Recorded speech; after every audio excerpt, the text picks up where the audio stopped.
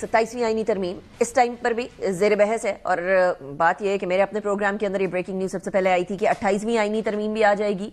Barrister Aqeel ने भी ये ब्रेकिंग न्यूज़ दी, राना सनाउल्लाह साहब ने भी ये ब्रेकिंग न्यूज़ दी थी बैक देन जब 27वीं आईनी तरमीम की अभी बातचीत चल ही रही थी उस टाइम पर। अब जब बातचीत हो गई है, 27वीं आईनी तरमीम आ गई है, तो एकदम से एक अंबार शुरू हो गया आने का इस्तीफों का।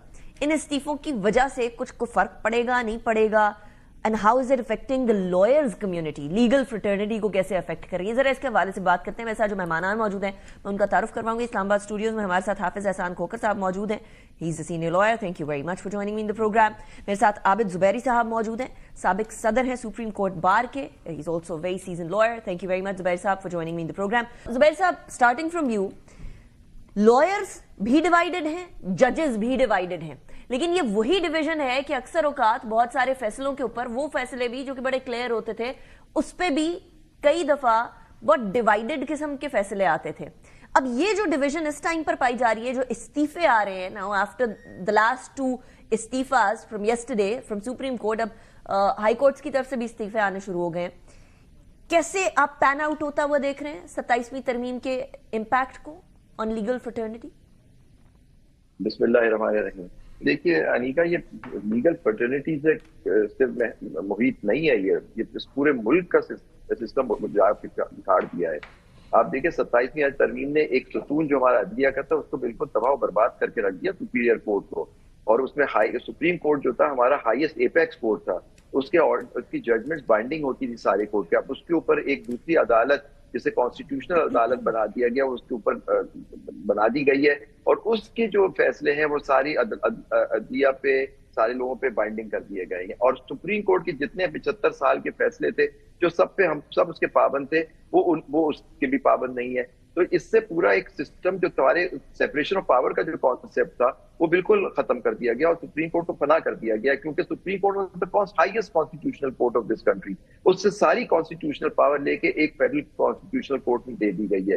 तो ये आइन के अंदर तरमीम नहीं है, ये आइन को तबाह कर दिया है, जो हमारे जो बैलेंस ऑफ पावर था। I understand your point of view, but the counter question is कि इससे पहले भी हम लोगों की अदलिया जो है, जब सारी power and authority supreme court के पास थी, तो किस नंबर पे बैठी हुई थी इंटरनेशनल रैंकिंग के अंदर हमारी judiciary, that is a fact as well. और पहले कौन से ऐसे मामलात हल हो रहे थे सुप्रीम कोर्ट के अंदर? नाउ दिस इज समथिंग जो कि लोग बात कर रहे हैं ना, let me be the devil's advocate.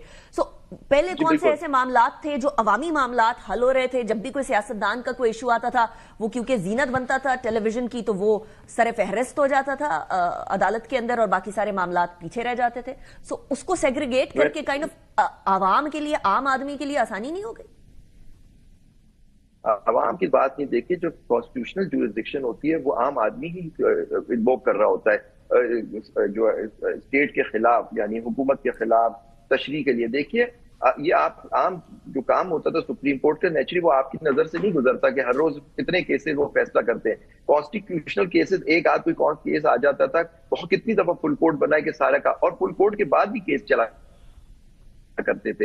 ये कह देना, और हमारी अदलिया के नीचे बैठी है तो सिर्फ अदलिया सिर्फ सुप्रीम कोर्ट की वजह से नहीं नीचे बैठी थी, सारा जो प्रोविंशियल के ऊपर डिवीजन था, डिस्ट्रिक्ट जुडिशरी, ठीक है, सुप्रीम कोर्ट सबसे ऊपर होता है, लेकिन वो सुपरविजन होती है हाई कोर्ट की डिस्ट्रिक्ट जुडिशरी पे, उसकी वजह से ये हमारी जुडिशरी का शायद वो नंबर था। ये कहते सारा इल्जाम सुप्रीम कोर्ट पे लगा देना। देखिए सुप्रीम कोर्ट के फैसले ऐसे होते थे जो बाइंडिंग होते थे, वो एग्जेक्टिव के खिलाफ होते थे, और पिटीशन क्या होती है, एग्जेक्टिव के खिलाफ होती है, because amount judicial review and administrative action, यानी एग्जेक्टिव के एक्शन होते हैं या कोई आइन की तशरीह होती है या कानून की तशरीह होती है, वो ऐसे मामले आते थे हाई कोर्ट सुप्रीम कोर्ट के पास।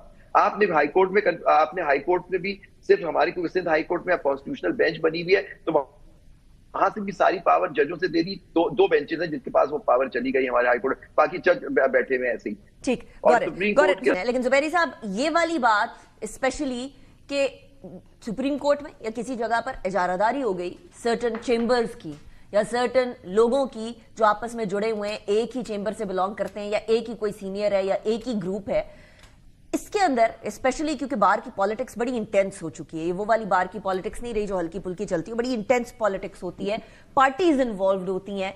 क्या इसमें हकीकत है कि ये चीज जुडिशरी के अंदर भी सरायत कर चुकी थी? बिल्कुल नहीं, मैं बिल्कुल इख्तिलाफ करूंगा। ये जो दोनों जजेस गए ये बेहतरीन जजेस थे इस मुल्क के, اور وہ ایگزیکٹو کے ایکشنز کو روکتے تھے. مطلب انہوں نے آئین اور قانون کے حساب سے فیصلے اس کی لیے تھی. ان کے بارے میں کہہ دینا کہ ان کے منصب کے مطابق نہیں تھا, بالکل انہوں نے صحیح کیا. یہ ان کا, میں تو نہیں چاہتا تو وہ جائیں, ایسے ججز کا ہمیں نقصان ہو گیا جو سالہ سال ہمیں بھگتنا پڑے گا. جو افتخار چودھری صاحب کے فیصلے سے کچھ ہوا تھا جس سے بہترین ججز چلے گئے تھے. دیکھیے یہ ایک طرح سے پی سی او لگا دیا گیا ہے کہ پارلیمان نے لگایا ہے. پہلے لگتا تھا مارشل لا آتا تھا, وہ لگاتے تھے پی سی او, ججوں کو فارغ کرتے تھے جو ان کے من پسند جج نہیں ہوتے تھے. یہ کہنا اس چیمبروں سے ہو رہا ہے. اب کیا ہو رہا ہے, یہ جوڈیشل کمیشن میں اب جو اپوائنٹمنٹس ہو رہے ہیں کن کے چیمبروں سے ہو رہے ہیں. دیکھیں یہ صرف چہرے بدل جاتے اس سے نہیں. کیا آپ کون سے ججز ایسے تھے جو آپ سمجھتے ہیں کہ خلاف کچھ اس میں جو اپوائنٹ ہو, بالکل آپ صحیح کہتے ہوں گے نہیں ہوں گے, لیکن یہ کہہ دینا کہ جی چیمبروں سے آتی ہے, چیمبروں کی کیا بات ہو رہی ہے.